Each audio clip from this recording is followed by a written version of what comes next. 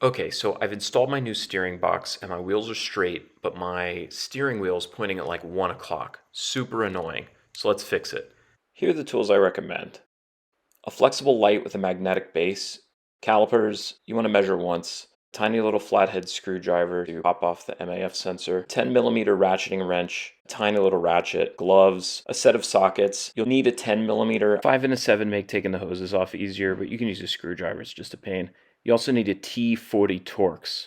This is a hex adapter. I needed a 3/8 to 1/4 inch adapter. Need a really long extender and a pry bar.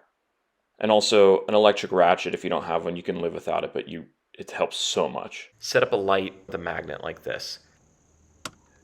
Take off your airbox cover. Super easy. Mine's a little bit busted, but it's fine. Get an electric ratchet, or air if you've got it, I guess, but you really need to have one of these for pretty much any of this work. Disconnect all of this. Take off the MAF sensor. Probably should have done that first. If you got a plastic pry bar, use that, otherwise flathead screwdriver. Squeeze the 2 tabs really hard and then lift it up a little bit at a time. Don't break it. That little clamp, you just flip it open, no big deal. Get that out of the way and then use, if you got it, a little ratcheting wrench to take off one of the bolts for this little shield that's right above your steering column. It's super hard to do. It takes 2 hands, but it's hard to get an actual socket wrench in there. All right, the other one is in the driver's side wheel well. If you don't have like a super long ass extender like that, get one. All right, pull the shield out of the way, get in there and loosen the number 1 bolt. This is not easy to do in this scenario because my wheel is turned the wrong way a little bit. It's easiest to do when your wheel is at noon, but noon isn't straight for me. All right, now here's the number 3 bolt. There's one in the middle we haven't done yet. That one requires a T40. All right, those 2 are out. Here's this one. I got in there with a little wrench. This took so long. After I got it loosened, I just used the bit in between my fingers to loosen it more and pull it all the way out. And then I just left it mostly out once I knew that that thing was moving. So there's the 3, the 2, and the 1. All right, you need a pry bar. If you don't have a pry bar, get a pry bar. You can do this stuff without it, but it's a nightmare. I know because the first time I did it without one. All right, did you see how that thing slid?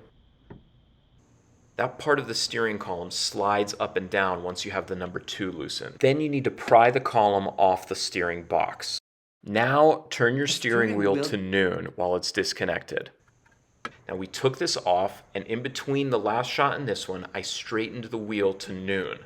Now I'm reattaching this. This is the thing we just disconnected.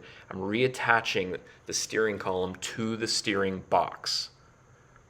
This part's kind of a pain. But what we need to do is align the ridge right there with the hole right there. That ridge goes perpendicular to the splines. If you try to put the bolt in and it doesn't want to go in and you force it in with like an impact or something, you're going to be destroying the splines or the bolt. You don't want to do that. So it should go in real nicely. I'm using the power ratchet right here. And I'm not giving it any kind of power. I'm barely tightening it. Tighten them all at the end. Now we're doing the number 1 bolt.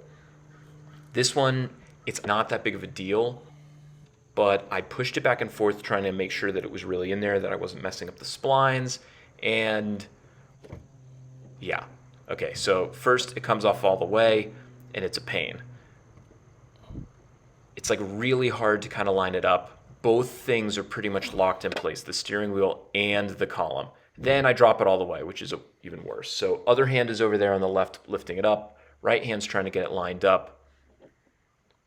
Finally get it on. Then jump back in here with the bolt. Shift this thing up and down a tiny bit, but use your other hand to stop it from shifting all the way off so you don't drop it like I just did. So you're shifting it to get the bolt to drop down a little bit, again, so that you're not forcing it in there.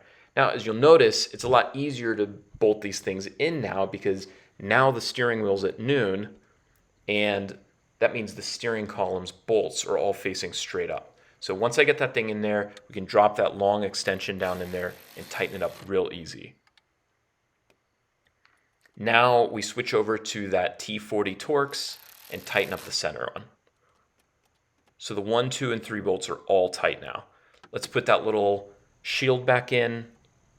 I'm honestly not sure what that's shielding from what. I'm guessing it's keeping the heat away from the, what is that, the ABS or the four-wheel drive thing? All right, now I'm tightening that up. Again, you got to use the 2 hands.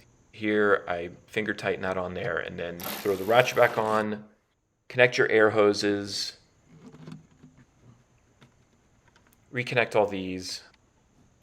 Don't overly tighten them. You don't want all that stuff to be bulging. That little one looks like it might be bulging a little bit. I don't know. It's been fine though. Boom, boom, boom.